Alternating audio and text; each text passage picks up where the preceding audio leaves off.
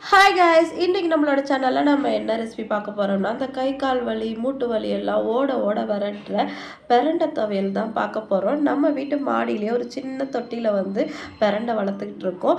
இன்றைக்கி அது நல்லா வளர்ந்துடுச்சு. அதை தான் வந்து இன்றைக்கி கட் பண்ணி எடுத்துகிட்டு வர போகிறோம். அதை கட் பண்ணி எப்படி க்ளீன் பண்ணுறது, எப்படி துவையல் செய்கிறது அப்படின்னு தான் நம்ம இன்றைக்கி பார்க்க போகிறோம். இப்போது எடுத்துகிட்டு வந்த பிரண்டை எல்லாமே வந்து இலையெல்லாம் கிள்ளி எடுத்துக்கலாம்.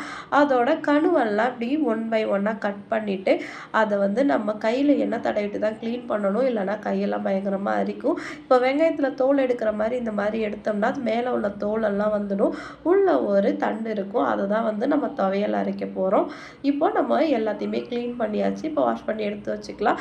இப்போ வந்து ஒரு கடாயில் தேவையான அளவுக்கு எண்ணெய் சேர்த்துக்கலாம். இப்போ இது கூடவே ஒரு 2 ஸ்பூன் அளவுக்கு கருப்பு உளுத்தம்பருப்பு எடுத்து வச்சுருக்கேன், அதையும் சேர்த்துக்கலாம். உங்ககிட்ட இல்லைன்னா வெள்ளை உளுத்தம்பருப்பு கூட சேர்த்துக்கலாம். இப்போ அது கூடவே ஒரு 5-6 காஞ்ச மிளகாய் சேர்த்துக்கலாம். ரெண்டையும் சேர்த்து கலர் மாறுற வரைக்கும் நல்லா வறுத்துக்கலாம். பிரண்டை கடையில் வாங்கும்போது ரொம்பவே முத்தலாக இருக்குது, அவ்வளோ ஃப்ரெஷ்ஷாக இருக்க மாட்டேங்குது. அதுவே வந்து நம்ம வாங்கிட்டு வரும்போது அதில் ஒரு 2 கன்று எடுத்துகிட்டு நம்ம வீட்லேயே ஒரு சின்ன தொட்டியில் வந்து அதை வந்து நட்டு வச்சோம்னா கூட சூப்பராக துளிர் விட்டு முளைச்சிடுது. நம்மளும் அப்பப்போ ஃப்ரெஷ்ஷாக பறித்து இதே மாதிரி துவையல் அரைச்சி சாப்பிட்லாம்.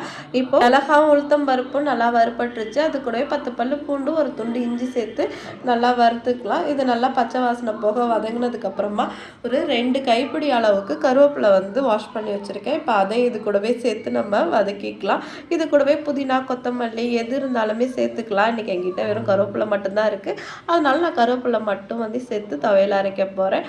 அது கூடவே புதினாலாம் சேர்த்து அரைச்சோம்னா இன்னுமே வாசனையாக நல்லாயிருக்கும். இப்போ வதங்கின எல்லாத்தையுமே வந்து ஒரு தட்டில் மாற்றிக்கலாம். இப்போ தேவையான அளவுக்கு எண்ணெய் சேர்த்துட்டு இப்போ நம்ம வாஷ் பண்ணி க்ளீன் பண்ணி வச்சுருக்கிற பிரண்டையை வந்து இது கூட சேர்த்து நல்லா வதக்கிக்கலாம். பிரண்டையோட கலர் வந்து கம்ப்ளீட்டாக சேஞ்ச் ஆகணும். அந்த அளவுக்கு வந்து வதங்கினா தான் நம்ம துவையல் சாப்பிடும்போது தொண்டையில் வந்து ஒரு இச்சிங்னஸ் மாதிரி வராமல் இருக்கும். இதை நீங்கள் சரியாக வதக்காமல் அரைச்சிங்க அப்படின்னா அந்த துவையலை சாப்பிடும்போது உங்களுக்கு தொண்டையில் அரிக்கிற மாதிரி ஒரு ஃபீலிங் வரும். இப்போ இது எல்லாத்தையுமே கம்ப்ளீட்டாக வதக்கிட்டு நம்ம வறுத்து வச்சுருக்கிற எல்லா பொருளையும் ஒன்றா சேர்த்து அது கூட புளி, உப்பு சேர்த்து நல்லா நைஸாக அரைச்சிக்கலாம். அரைச்சிட்டு அதை வந்து ஒரு வாணலியில் எண்ணெய் சேர்த்து கொஞ்சமாக வடகம் போட்டு தாளித்து நம்ம அரைச்ச விழுது எல்லாத்தையுமே வந்து அதில் சேர்த்து நல்லா வதக்கி எடுத்து வச்சோம்னா பிரண்டை துவையல் வந்து சூப்பராக ரெடி ஆகிடுச்சு. இப்போ அந்த துவையல் ரெசிபியை வந்து நம்ம ஒரு 1 வீக்லேருந்து 10 டேஸ் வரைக்கும் ஃப்ரிட்ஜில் வந்து ஸ்டோர் பண்ணி சாப்பிட்லாம். கை கால் வலி, மூட்டு வலி, இடுப்பு வலி எல்லாத்துக்குமே வந்து ரொம்பவே நல்ல மருந்து.